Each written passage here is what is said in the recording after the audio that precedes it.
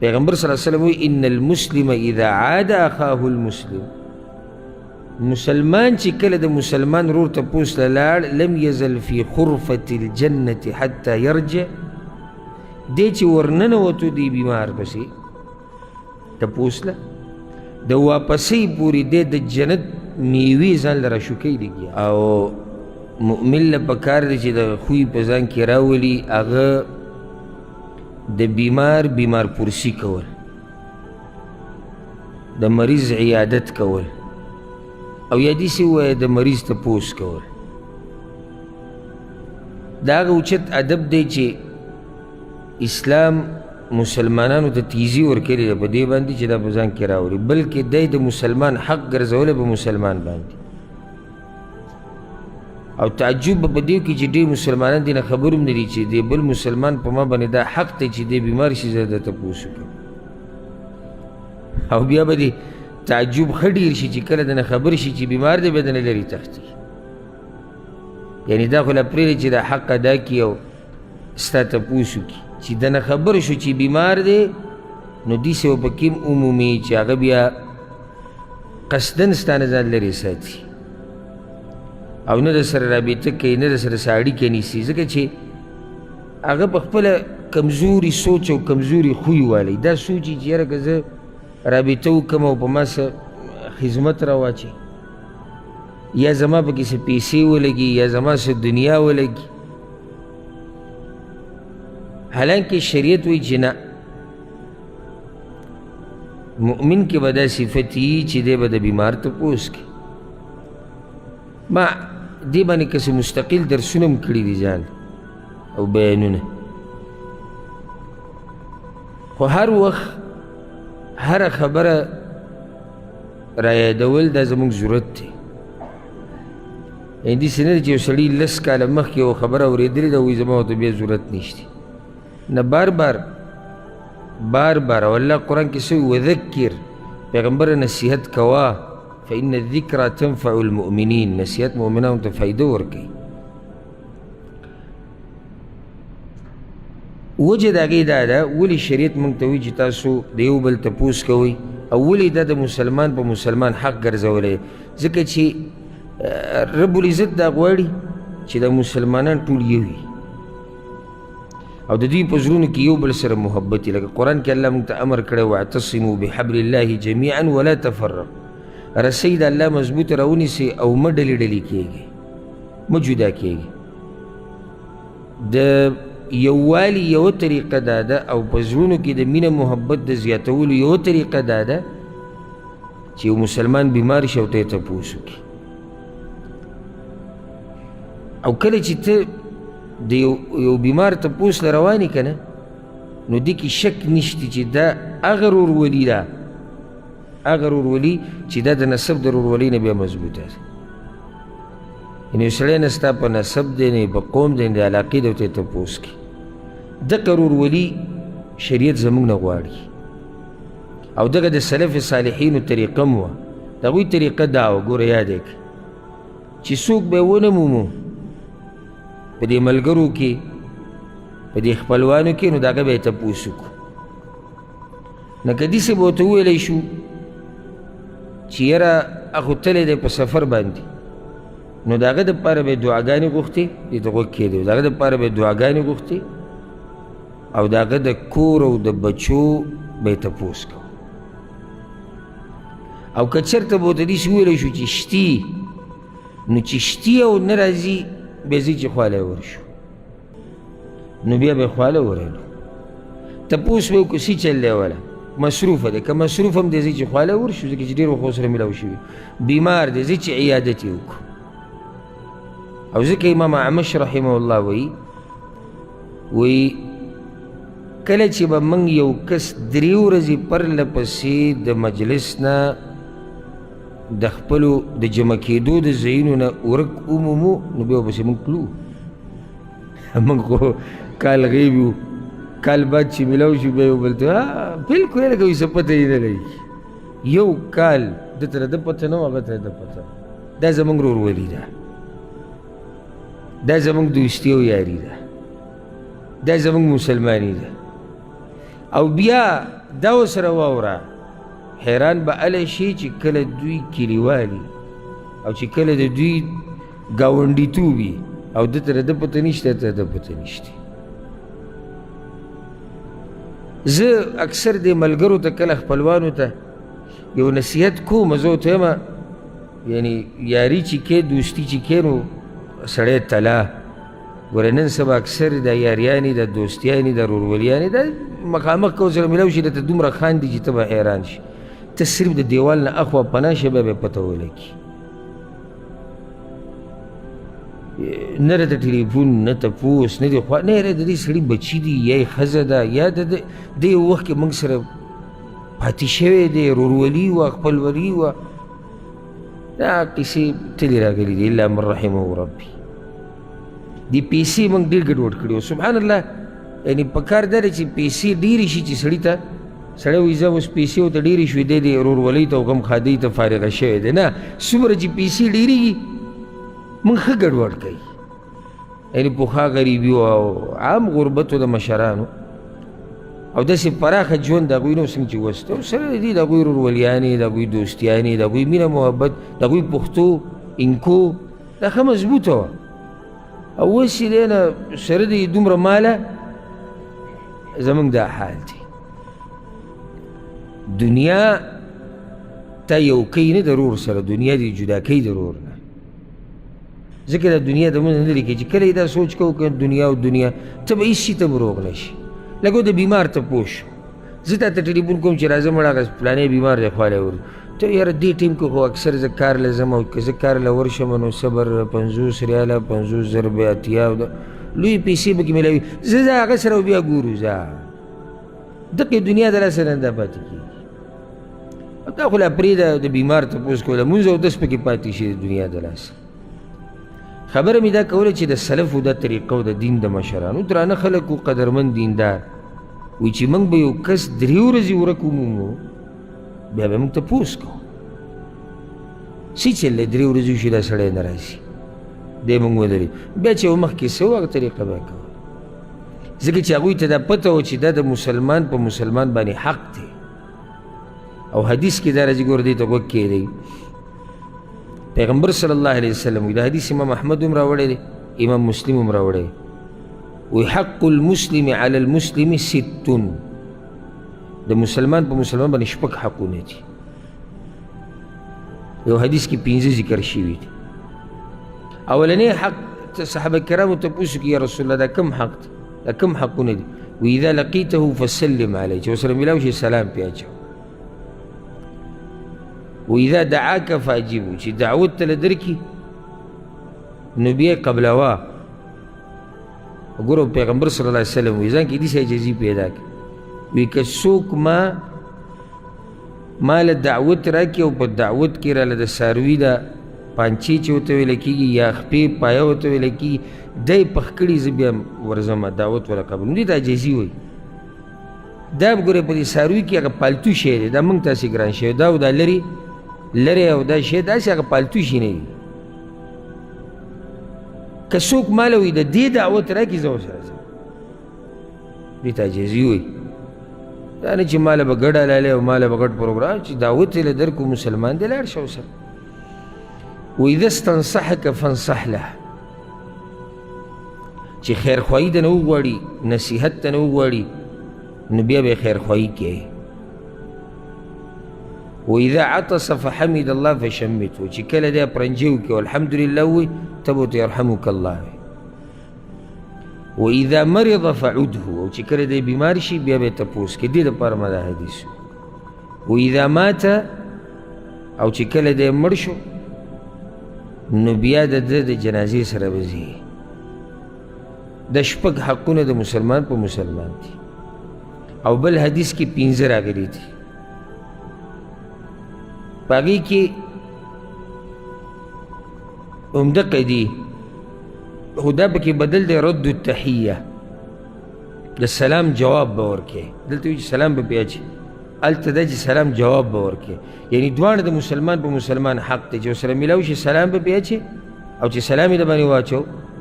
بیا به یې جواب ورکړي.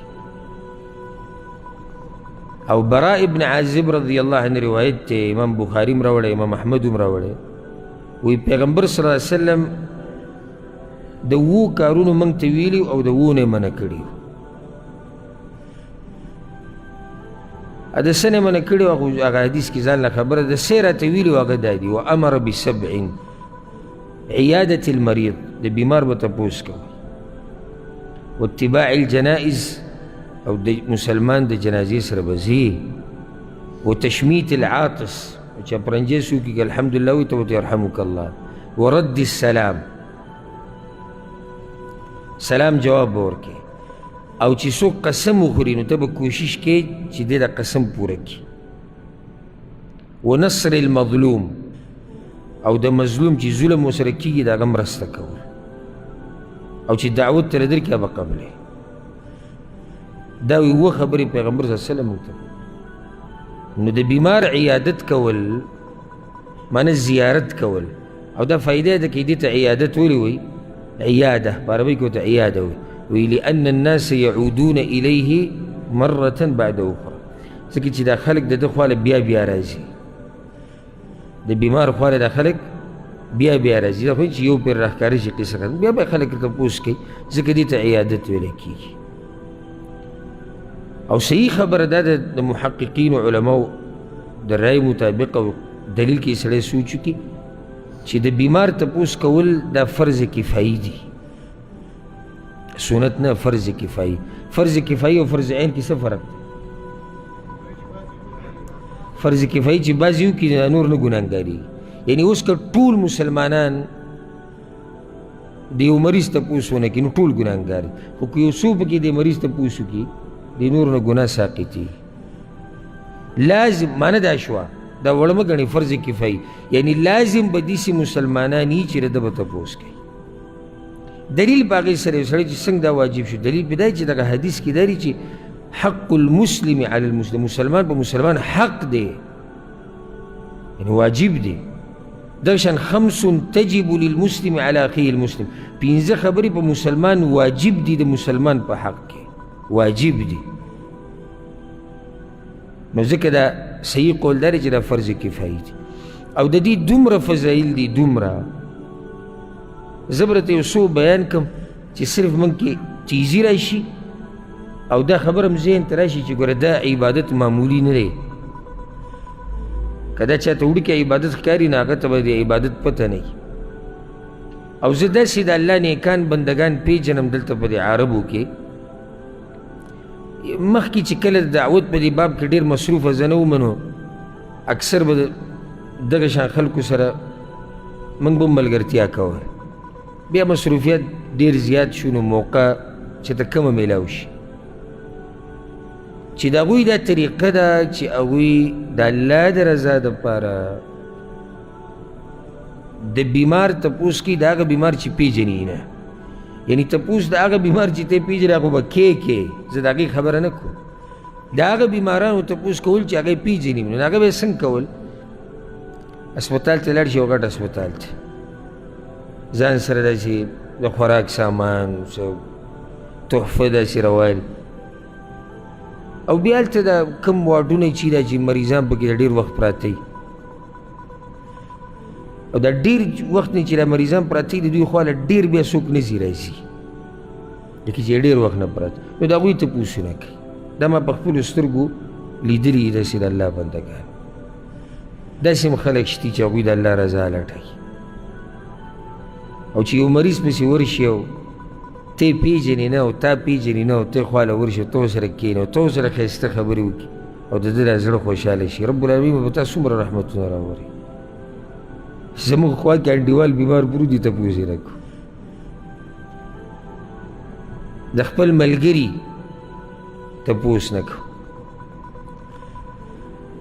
فرق دی موږ کې او دغه بندګانو د الله کې حدیث کې دا راځي ګوره په صحیح مسلم کې دا حدیث دی پیغمبر صلی الله علیه وسلم وی چې الله به د قیامت په ورځ وی چې یا ابن آدم ای د آدم بچیه مرضت فلم تعودني زه بیمار شوم ته زما تپوس نه وکړه وی هغه به ورته چې یا ربي کیف اعودک وانت رب العالمین ما به ستا څنګه تپوس کولی تاسو پتا څنګه بیماری راځي؟ ته خو رب العالمین نو الله ورته چې اما علمت ان عبدي فلانا مرض فلم تعوده، زما پلانې بنده بیمار شوی ته یې تپوس نه کړی، ته یې نه یې ورغلی خواله. اما علمت دې ته غوږ کېدی، اما علمت انك لو عدته لوجدتني عنده، که ته چېرته د هغه تپوس ته ورغلی وې زه به دې هلته موملی وې یا زه به دې موندلی وې، زه به درته میلاو شوی نه، زما رضا به درته میلاو شوی وې، زه به نه راضي شوی که ته زما دې بنده له ورغلی. الله رب العالمین په دې خپلو بندګانو ډېر مین دی، او څوک چې د الله د دې بندګانو سره محبت کوي رب العالمین د هغه سره محبت کوي. یعنې دومره الله په دې بندګانو مین دی چې د دې خبرې تپوس د قیامت په ورځ د دې انسان نه وکړي زما هغه بنده بیمار و ته یې خواله نه یې ورغلی، نو ته به څه جواب ورکړې الله له چې زه مزدورۍ کې مصروف وم که نه پیسې لګېدې، ځکه چې بیا به چې ته ما ځان سره یو کیلو مالټې یا مڼې کیلې څه به مې وړې، د هغې ځای لاسه پټ شوم، او بیا دا به ډېر ناشنا جواب وي چې زما خواله نه و راغلی، او موږ هم بیماران شوي زموږ خواله څوک راغلی نه. الله د نه راضي کېږي چې کله ته د بیمار تپوس، او نن سبا زه هم نن سبا چې څوک تپوس نه کړي ده سره به څه وزري، څه خیال دی ولې وسایل ډېر دي، یعنې په دې دومره څه کې چې تا ته ووایي که نه چې یاره پته یې نه لګي، نو سړی حیران شي چې زه اوس تا له څه جواب درکړم. او پخوانی دور هم نه دی چې لازم به یو سړي خواله ورځي بیا به تا ته معلومات حاصلېږي، دا موبایلي دي، انټرنیټ دی، ډېر ډېر څه دي چې څوک معلومولی شي. یو حدیث کې دا راځي، دا په صحیح مسلم کې دا پیغمبر صلی الله علیه وسلم وایي ان المسلم اذا عاد اخاه المسلم، مسلمان چې کله د مسلمان ورور تپوس له لاړ لم یزل فی خرفة الجنة حتی یرجع، دی چې ورننوتو دی بیمار پسې تپوس له د واپسۍ پورې دی د جنت میوې ځان له راشوکۍ لګیا دي، یعنی دی داسې دی لکه دی په جنت کې ناست دی او ځان له میوې راشوکوي د واپسۍ پورې. یو حدیث کې داسې راځي، امام ترمذي رحمه الله راوړی دی، پیغمبر صلی الله علیه وسلم من عاد مریضا، څوک چې د بیمار تپوس له لاړ شي، او زار اخا له فی الله،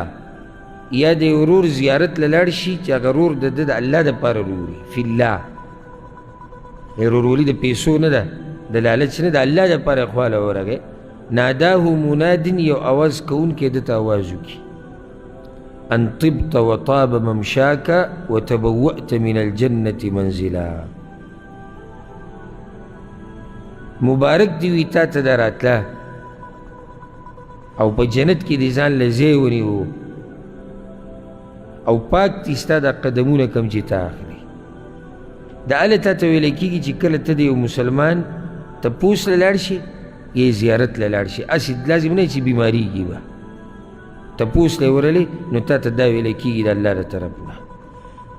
او یو حدیث کې خو داسې راځي، امام بخاري په الادب المفرد کې راوړی دی، جابر رضی الله عنه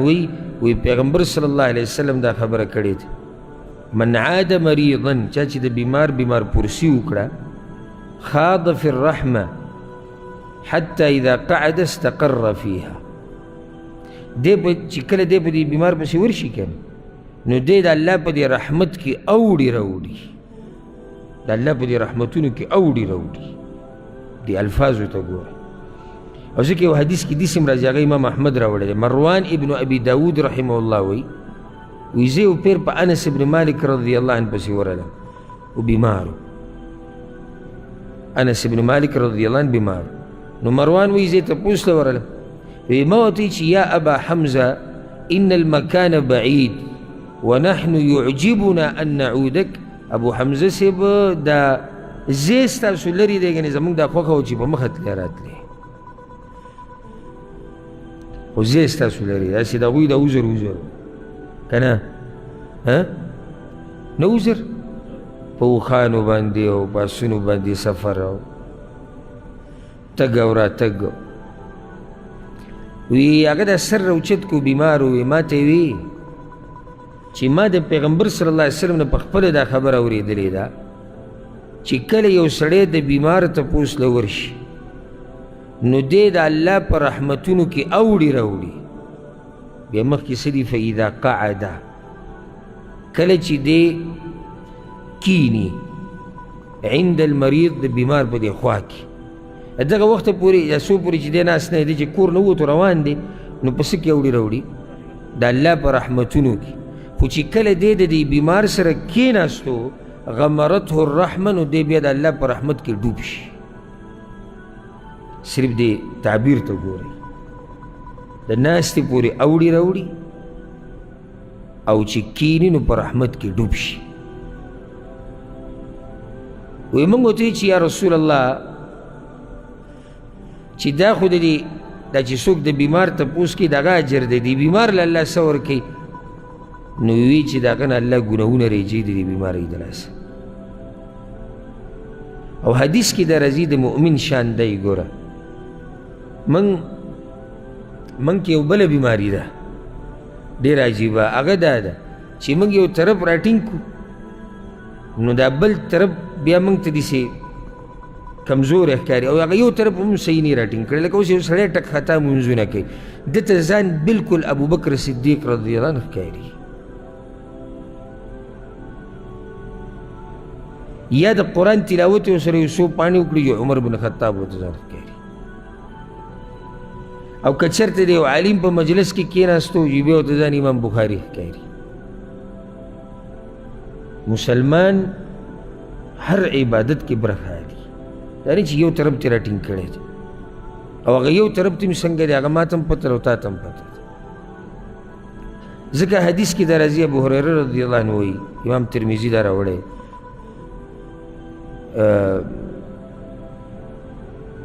هغه حدیث کې دا دی یا امام ترمذي راوړی دی یا زه به تخریج کې خطا کېږم یا بل دغه کې دی الله اعلم، خو ذهن نه مې صحیح ووت، کیدای شي امام ترمذي راوړی. هغه حدیث کې دا دی ابو هریره رضی الله عنه وایي چې پیغمبر صلی الله علیه وسلم یو پیر ملګرو ته وایي چې من اصبح منکم اليوم صائما، په تاسو کې نن چا روژه نیولې ده؟ وی ابوبکر صدیق پاسېد وی یا رسول الله انا ما روژه نیولې ده. وی بیا وی چې فمن تبع منکم اليوم جنازه، نن تاسو کې څوک د جنازې سره تللی؟ وی ابوبکر صدیق پاسې وی چې یا رسول الله انا. وی بیا یې تپوس وکړي چې تاسو کې چا نن غریب له خوراک ورکړی دی؟ وی ابوبکر صدیق پاسې وی چې یا رسول الله انا. وی فمن عاد منکم اليوم مریضا، نن په تاسو کې څوک بیمار تپوس تللی؟ ابوبکر صدیق پاسې وی یا رسول الله انا. دا مسلمانی ده، ها مسلمانی دیسی، یعنی روجه ده، د روجې په حالت کې جنازې سره هم تللی دی، غریب له خوراک هم ورکړی دی او د بیمار تپوس له هم تللی دی. نو پیغمبر صلی الله علیه وسلم ورته دا ووایي مجتمعنا فی امرئ الا دخل الجنه، دا کارونه چې په یو سړي کې راجمع شي که نه نو دی جنت ته ځي. او ځکه یو حدیث کې راځي امام ترمذي راوړی دی ته غوږ کېږدئ، پیغمبر صلی الله علیه وسلم وایي ما من مسلم یعود مسلما غدوة، کله چې یو مسلمان سحر لاړ شي د یو مسلمان تپوس له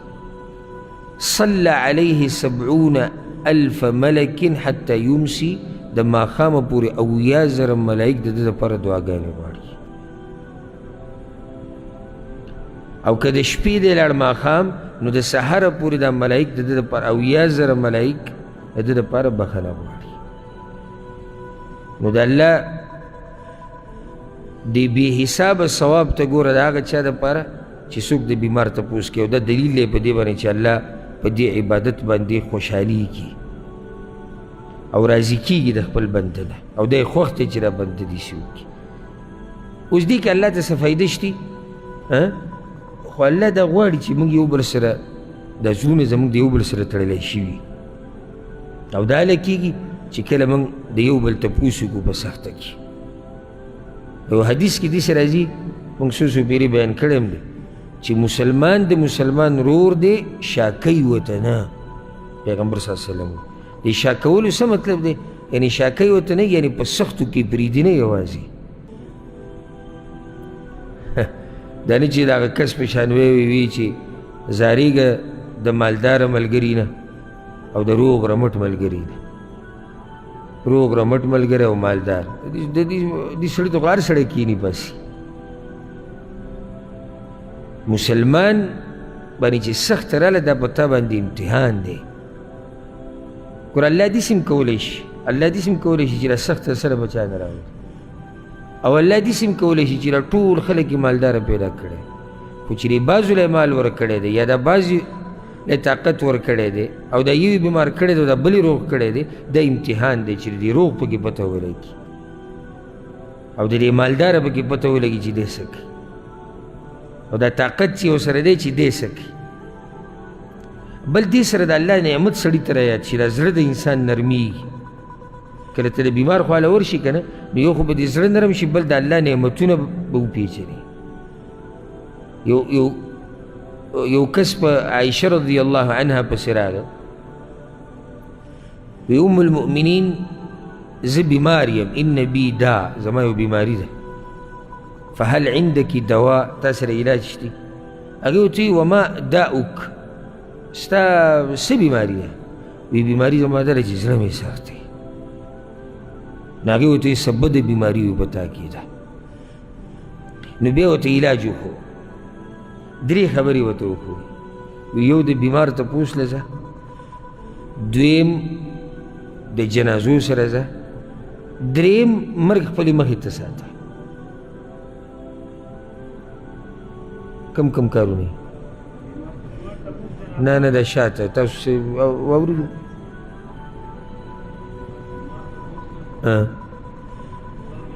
مرګ یادول او جنازې سره تله د دې سره د زړه سخوالی ختمېږي دې سره زړه نرم شي نو چې د بیمار خواله ځي زړه به دې نرم شي بل دا چې د الله نعمتونه به وپېژني او ځکه یو عالم دا خبره لیکلې وه ډېره مزداره وی کله ناکله دی جیل ته زه د جیلیانو پسې ولې نو زه به جیل کې څه کوم چې جیلیانو لیدو له ځم وی چې ته د الله دا نعمت محسوس کړي د تاله چې کوم ازادي درکړې ده او وی کله ناکله محکمې ته یا کوټ چې ورته کوم ځای کې چې فیصلې کېږي هلته هم ورځه او هلته د خلکو دا رش وي نه د خلکو دا جړاګانې وي نه د خلکو دا منډې وي نه چې تا ته پته ولګي چې الله په تا باندې څومره لوی احسان کړی ته د دې جاقونه ساتلی او وی کله ناکله اسپتال ته هم ځه او هلته هم د دې خلکو دا حالات وګوره چې تا هغه نعمت محسوس کړي چې الله ربالعزت تعالی روغ صحت درکړی دی او وی کله ناکله وی دې باغونو ته وځه دې شړو ته وځه چې د الله دا قدرت خو بهر ویني که نه چې د الله څومره طاقتور ذات دی د سوچ او د فکر دپاره کله ناکله وځي او وی کله ناکله مکتبې ته زه د کتابونو دنیوي کتابونه او که هغه دیني کتابونه سټور د کتابونو یو لایبررۍ ته ځه ځان له کتابونه چې تا ته پته ولګي د دې عقل چې الله تعالی څومره اوچت نعمت درکړه ډېرو خلکو سره دا عقل نشته نو دا کتاب به ته هله ووایي چې کله ستا عقل کار کوي موږ ګورې بادشاهیان یو الله موږ له دومره نعمتونه راکړي او وی کله ناکله مقبرې ته ځه چې د دې ژوند دا نعمت محسوسوي چې الله تعالی ژوند درکړی موقع درکړې ده دغه غریبانان چې کوم قبرونو کې پراته دي دوی هم غواړي چې موږ چې د الله بندګي وکړو خو موقع ورسره نشته د بیمار د تپوس سره فایده صحیح د نعمت احساس وشي چې موږ خو شکوي شکایتونو کې انښتي یو که نه چا نه چې تپوس وکړي یو بس ته به چې راولیږي بېهوشه کېږي کس ته لږ وځه بهر ته لږ وګوره دا خلک خلکو څه حال دی او ما بل ورځ یو کس ولیدو بنګالی ما ته ښکارېدو او ماسپښین کې اوبه خرڅولې زه چې ته روان وم کار مې نو یو ځي ته ولاړ دی او دا سر یې ټیټ کړی دی چې لکه ګډوډ شوی دی ګرمۍ خراب کړی دی اوبه ورسره خوا کې پرتې هغه یې خرڅولې ما د الله شکر ادا کوم وګوره موږ هم وایو چې داسې او دغه دا اوس وګوره دې غریب ته یعنې ګډوډ شوی دی نو دیوال ته بخپله ځان ودرولی دی او بس ځان له 2 روپۍ چېرته ګټي لږ وځئ بهر ته لږ وګورئ دا دنیا چې د الله دا نعمتونه محسوس کړي موږ د ځان نه د کوهي هغه چیندخان جوړ کړي دي او بس دغه وایو چې دا کومه سخته چې په ما دجو یا الله دا خو د ټولو نه غټه سخته وي تا په ما راوستې تا سختي نه دي لیدلي شکر به ادا کړې که نور دنیا دې ولیده او دا بیماران دې ولیده او دا خلک دې ولیده بله مسله دلته دا یاده کړئ ګورئ ښه اهمه د بیمار تپوس دا مطلب نه دی ګورئ ته چې څوک پېژنې صرف به د هغه تپوس کړي دا د مسلمان په مسلمان حق دی اوس لازم نه ته به دا مسلمان پیژنې داسې مسلمان له به هم ورځي ته یې نه پیژنې ته خبر شو چې یاره دلته هغه پلانې دی ستا ورسره دوا سلام هم نشته بیمار شوی د خلک یې خبره کوي چې بیمار شوی لاړ شه تپوس مسلمان دی په ته یې حق دی بله مسله دا راته هم بله فایده ذکر د کوم بیمار به تپوس کوي جواب د دې مسلې دا دی حد د بیمارۍ هغه دا دی کوم کې چې به تپوس لځي هغه بیماری چې انسان د خلکو سره د ګډون نه او د خلکو سره د میلاوېدو نه منع کړي هغه بیماري یعنی یو مریض د خپلې مریضتیا د لاسه بیماري د لاسه خلکو سره نشي میلاوېدی بهر ته نشي راوتی د داسې بیمار به تپوس کوي او هر چې هغه دی چې خلکو سره میلاویږي را میلاویږي او څه معمولي بیمار را بیمار دی نو د دغه بیمار تپوس عیادت نشي ته ورپسې کور ته ورسي بله مسله ته دا هم یاده کوي چې عیادت پردی سړی د پردی زنانه او پردی زنانه د پردي سړي کولی شي په شرط د دې چې فتنه ترې نه جوړېږي که اوس یو مشره ښځه ده بیماره ده او ته یې تپوس له ورغلې چې تپوس یې وکړم چې څنګه دې کې څه حرج نشته یو زنانه یو کس کلي کې بیمار شو یو زنانه ورغله تپوس یې وکړو د هغه او فتنه ترې نه جوړېږي دې کې څه حرج نشته بلکې امام بخاري رحمه الله په دې باب تړلی دی وی باب په مسله د دې کې چې ښځې د سړو عیادت کولی شي بیا ویلي دي ام الدردا رضی الله عنها هغې عیادت کړی و د هغه بیمارانو یا د هغه بیمار چې هغه په انصارو کې و د مسیح نبوي ته به راته و بیمار شوی به یې تپوس ته ورغلی عایشه رضی الله عنها د بلال رضی الله عنه بیمار پرسۍ له هم ورغلی وه کله چې هغه اول مدینې ته راغی او بیمار شو خو په دې ټولو کې شرط څه دی چې فتنه ترې نه جوړېږي امام ابن الجوزي رحمه الله وی چې والاولى حمل ذلك على من لا يخاف منها فتنه چې د چا نه د فتنې یره نه لکه مشره زنانه ده سړی مشر سړی دی بیا څه خبره نه دغه شان د کافر عیادت هم کولی شي د کافر بیمار پرسي هم کولی شي په دې کومه واقع دلیل دی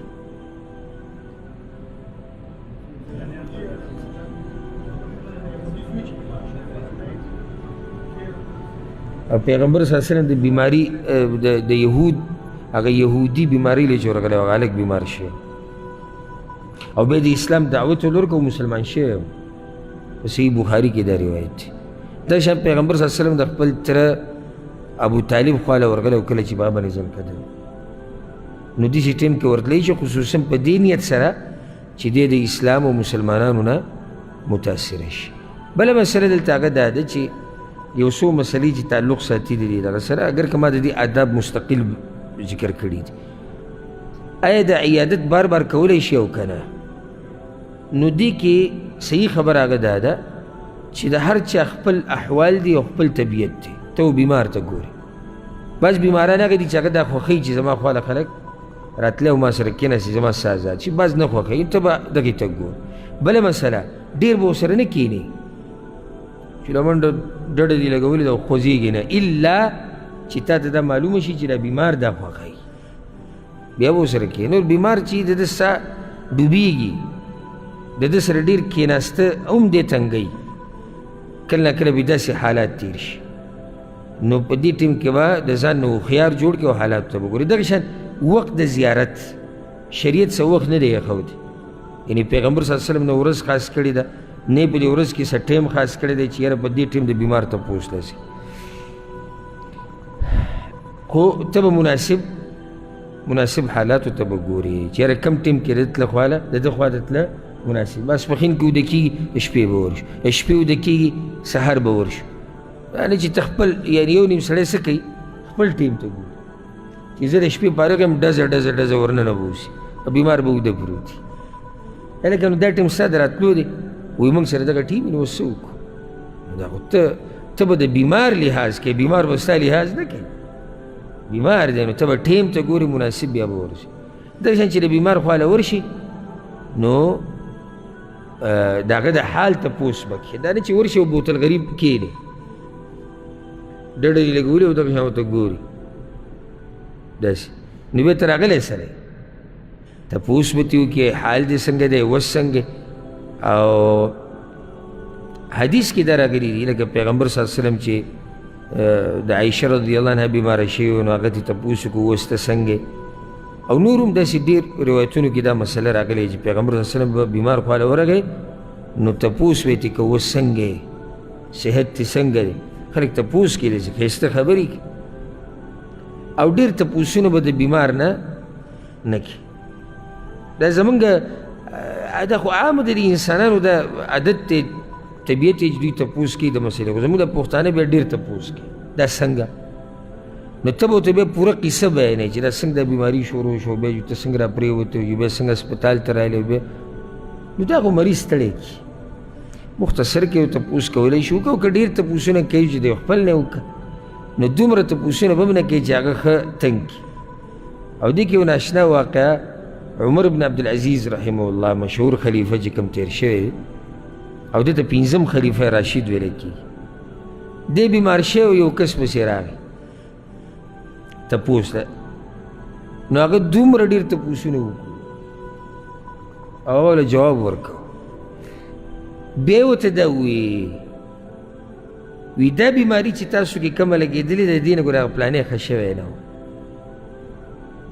او هغه پلانې ترې مړ شوی یو خو دومره کړه او بیا په اخره کې نتیجه ده چې پلانې ترې ښه شوی نه و او پلانې مړ شوی نو هغه ورته په بیماري کې وی عمر بن عبدالعزیز رحمه الله وی ګوره د بیمار خواله چې ورشي مړي ورته مه شماره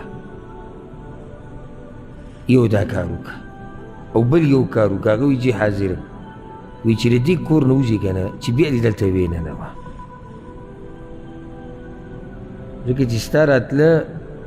زمونږ دپاره سر دړه ښه ډېر کړو ستا نه راتله ښه و نو د یو نیم سړي په راتګ به ته لکه څنګه چې امام سفیان ثوري رحمه الله وی کله نا کله کمقلتوب د تپوس کوونکي په دې بیمار باندې دومره سخت ولګي چې دا بیماري وله دومره تکلیف نه ورکوي څومره چې وله ده دا کمقلتوب تکلیف ورکوي نو ته به وایې یا الله بیماري خو دومره نه یم په عذاب کړی څومره چې دی یار په عذاب تپوس را بیا یو دا څنګه او یو داسې او یو نه خلک هغه ته ګوري بل دا چې سړي له به امید ورکوي دا حدیث کې راغلی دي